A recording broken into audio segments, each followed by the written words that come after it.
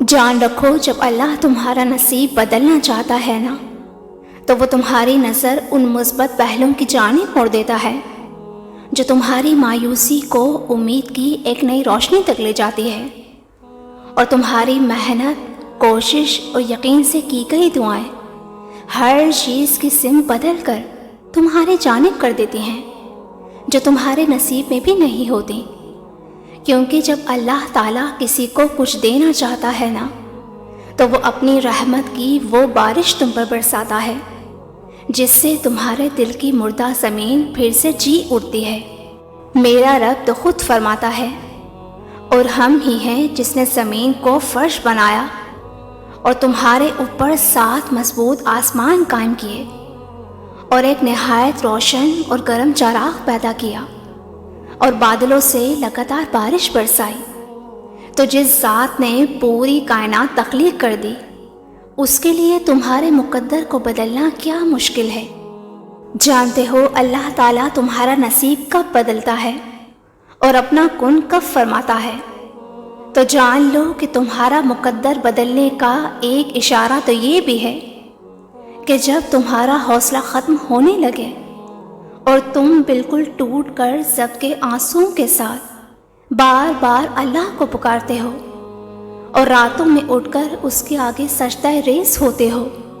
تو جان لو کہ یہی وہ وقت ہوتا ہے جب ساری کائنات تمہارے لیے دعا بن جاتی ہے اور تمہارے ہر بگاڑ کو سنوار کر وہ نئے راستے پیدا کرتی ہے جو تمہیں مقدر کی بلندیوں تک پہنچاتے ہیں۔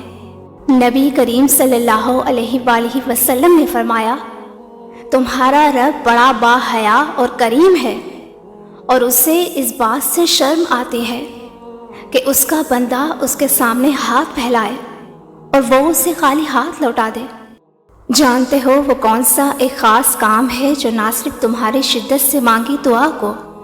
تمہارا نصیب بنا دیتا ہے، بلکہ 75,000 فرشتے تمہارے لیے اللہ سے رحمت کی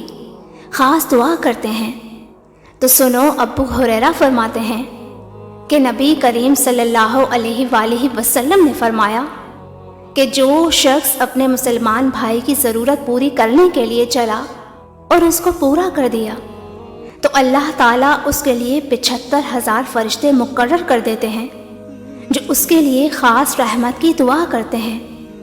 اگر بندہ صبح تک یہ عمل کرے تو فرشتے شام تک دعا کرتے ہیں، اور اگر شام کو کرے تو فرشتے صبح تک دعا کرتے ہیں۔ اور اگر تم ذرا غور کرو تو اس مہربان مالک کی طرف سے نعمتیں اور راحتیں ہمیشہ تکلیفوں سے بڑھ کر ملتی ہیں، اور جو کچھ قادر مطلق کی طرف سے مقدر ہوتا ہے وہ تمہیں مل کر ہی رہتا ہے، مگر جب تم حاصل چیزوں پر خوش رہنا سیکھ لیتے ہو نا، تو یہ نشانی ہے کہ وہ رحمان تمہیں لاحاصل کی ان عطاؤں سے بھی نوازنے والا ہے جس کا خیال تمہارے دل کو بے چین رکھتا ہے۔ قرآن کہتا ہے، اور جو فائدہ تمہیں حاصل نہ ہو سکا اس کا غم نہ کھایا کرو،